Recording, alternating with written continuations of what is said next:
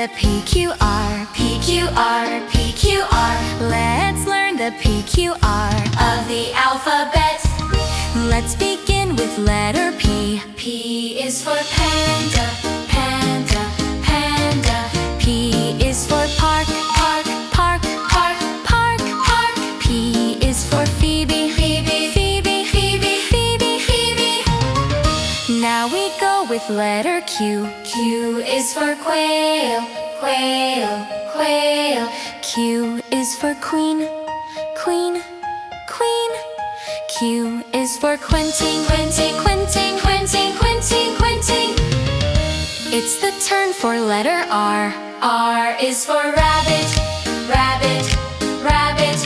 R is for rocket, rocket, rocket, rocket, rocket, rocket. R is for Rachel, Rachel, Rachel, Rachel, Rachel, Rachel.